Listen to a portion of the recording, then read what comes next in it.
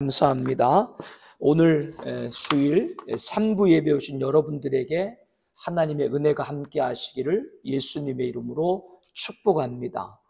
은혜 위에 은혜란 말은 은혜가 있고 더 큰 은혜가 있다는 것이 아니라 은혜를 받고 또 은혜를 받고 우리는 이 은혜 가운데 살아가는 자이다. 이런 표현으로 이 본문을 보는 것이 합당합니다.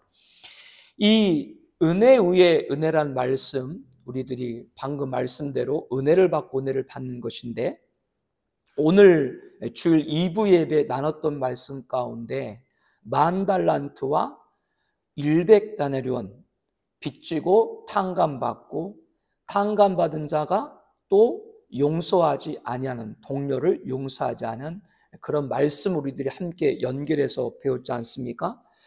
마태복음 18장 전체의 말씀을 봤기 때문에 그 10,000달란트 빚진 자에 관해서 좀 더 세세하게 다루지 못한 부분들이 있는데요.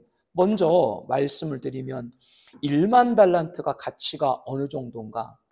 한 달란트가 장정 한 사람, 그러니까 장정 한 사람의 하루 품값이 한 데나리온이에요. 그런데 한 달란트는 6,000데나리온입니다. 즉, 한 달란트는 남자 장정 6,000명의 하루 품삯이 되는 거죠.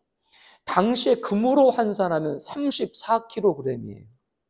오늘 가치로 그것을 계산해 보게 되면 27억입니다. 엄청난 큰 돈인데 그 한 달란트가 아니라 몇 달란트? 10,000달란트. 이것을 다시 우리 계산으로 환산하게 되면은 27조가 되는 거죠. 그러니까 27조라고 하는 것은 그것은 갚을 수가 없는 그런 어마어마한, 그래서 성경에 1만이라고 하는 그 단위는 무한대, 갚을 수 없는, 수를 헤아릴 수 없는 그것을 상징적으로 의미하기도 합니다.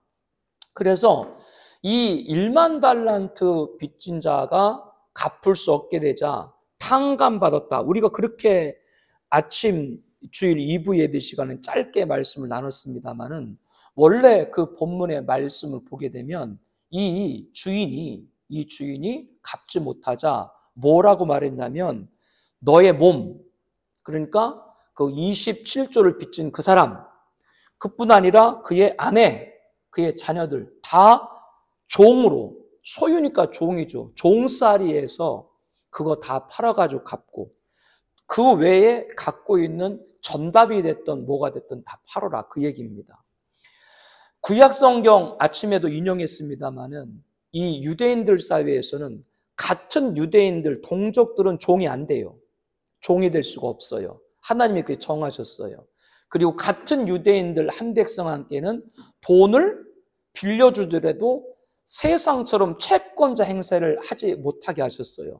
채권자 행세가 뭔지 아시죠? 돈 못 갚게 되면 집에 와서 딱지 다 붙이고 가족들 협박해가지고 빨리 갚으라고 하고, 이런 채권자 행세 못하게 하고, 형제, 동족끼리는 이자도 받지 않도록 했어. 근데 그것은 뭐가 전제가 되는 거예요? 같은 동족, 같은 형제. 그러나 타국인, 유대인 공동체가 아닌 타국인에게는 세상 그대로의 법이 적용이 돼가지고 못 갚게 되면은 그 사람 당사자뿐 아니라 당시에 법에 따라서 그 가족, 아내와 자녀들까지 전부 다 종으로 삼아도 아무런 문제 제기할 수 없어요.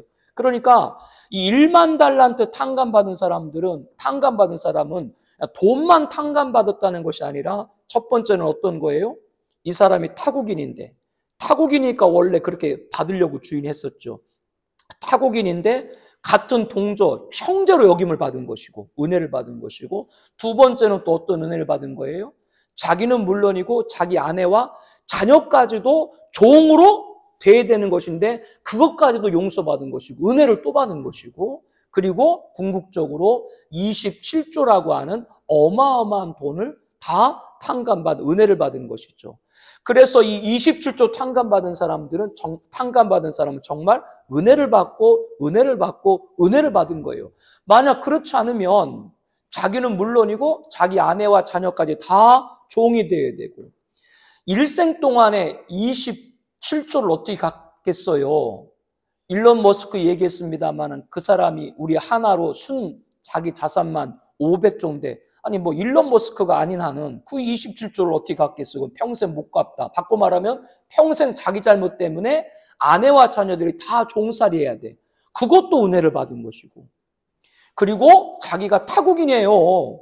주인과 같은 형제가 아니라 타국인인데 이제는 뭘로 대우를 주인해 준 거예요? 똑같은 자기 동족, 형제로 또 받아준 거예요. 그 은혜도 받았고, 이렇게 은혜의 은혜를 받은 사람이 27조 1만 달란트 빚진 사람이다.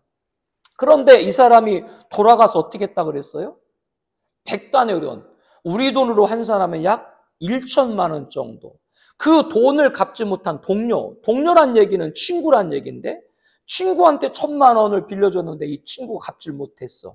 그래가지고 그 친구가 돈을 갚을 때까지 옥에 가둬버렸어요. 바꿔 말하면 옥에 가둬놓으니까 그의 가족들이 얼마나 마음 아파하겠어요. 그래서 가족들로 하여금 돈을 갚도록 그 사람, 동료를 감옥에 가둬버린 것이죠. 그로 인해서 가족들이 얼마나 마음이 아프고 상했겠습니까? 그런데 이것을 누가 들었어요?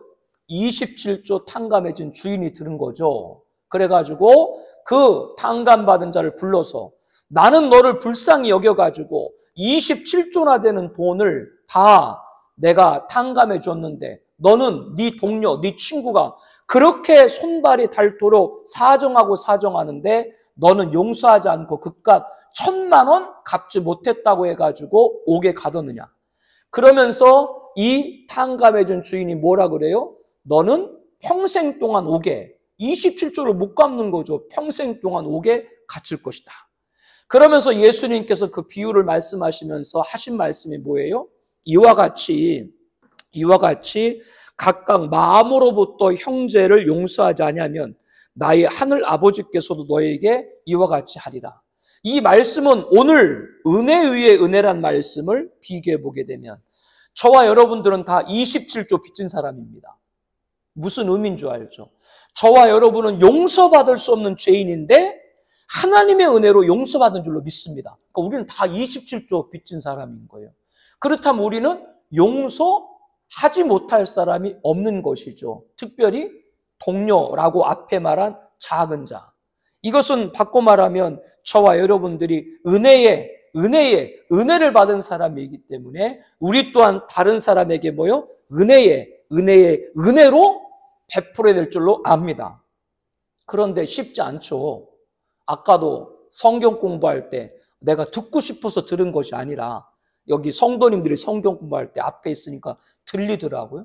그러면서 오늘 나눴던 소제목 하나, 둘, 셋, 넷, 5가지 가운데 용서라는 부분에서 방금 말한 1만 달란트 탕감받은 사람이 100단연 용서하지 못한 것, 그것과 연계해가지고 과연 우리가 용서를 어디까지 할 수 있는가, 그 부분에 관해서 많이 오늘 또 보니까 얘기를 나누는 걸 봤어요. 은혜를 받았음에도 불구하고 우리들이 그렇게, 예를 들면 이거는 채권에 관계된 거니까요. 돈에 사람들이 얼마나 예민합니까? 이런 부분에 쉽게 할 수 있을까? 더 염려가 되는 건 뭐가 염려가 되냐? 여러분들도 그런 얘기, 더 염려가 되는 건 나는 그 사람을 용서했어.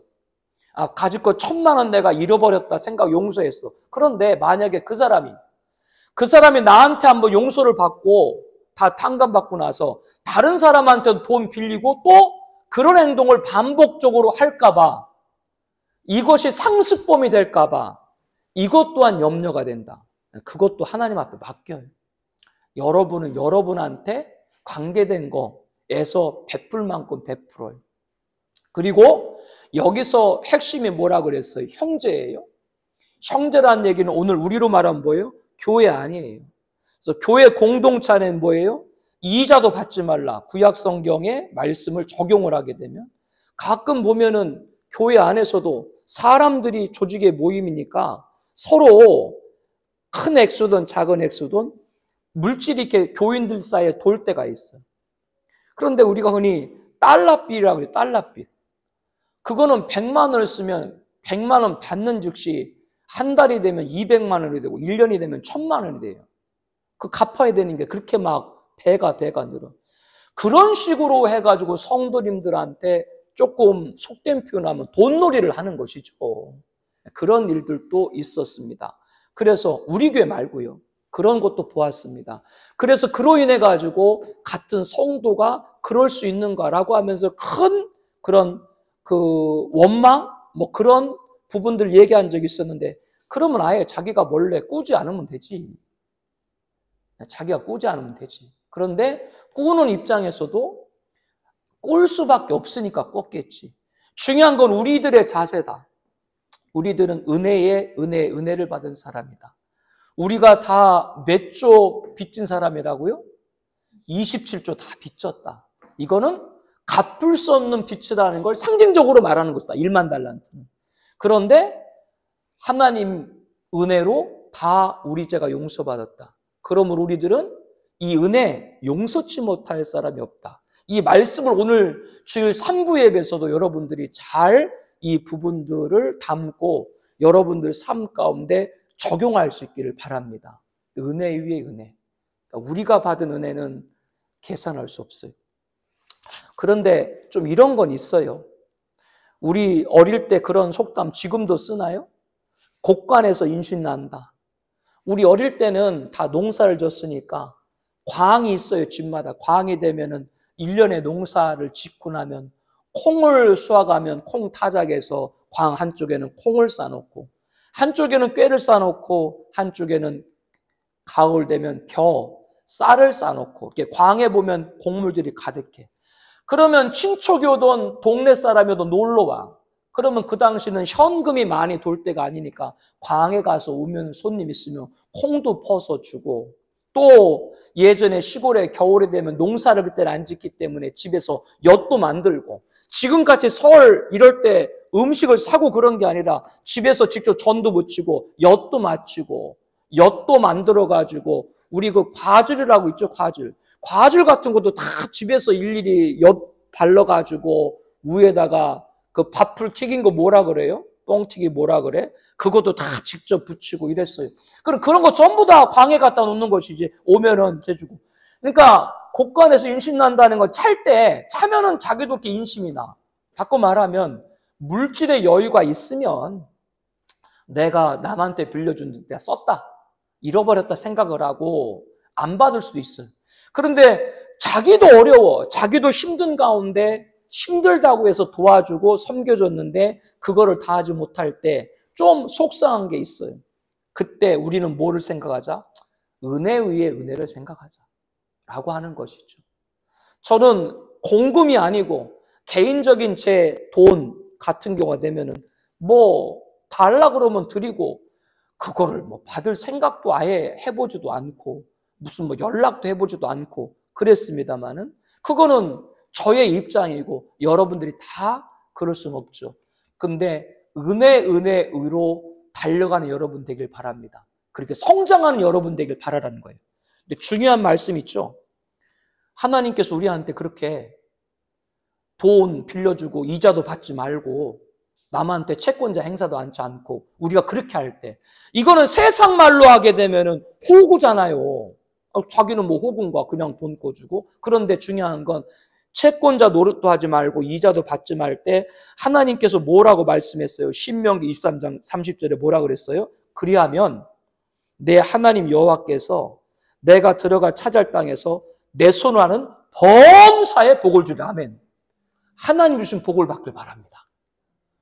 뭘 생각하라고요? 어떤 순간에도 내가 은혜. 나는 몇 조 빚졌다? 27조 빚졌다. 갚을 수가 없다. 그렇기 때문에 용서받지 못할 죄인인데 하나님 은혜로 용서받았기 때문에 내가 하지 못할 사람이 없다. 그래서 그에게 형제란 말 꼭 명심하세요. 형제란 말 꼭 명심하시고, 그에게 우리가 어떠한 행위를 하기 전에 하나님 말씀대로 따라서 사랑하는 여러분들에게는 하나님께서 여러분 손을 하는 모든 일에 범사에 복을 받는, 그런 복을 받는 여러분 되시기를 예수님의 이름으로 축복합니다. 은혜는 영적인 건 물론이고 그 육적인 것까지도 책임질 줄로 확신합니다.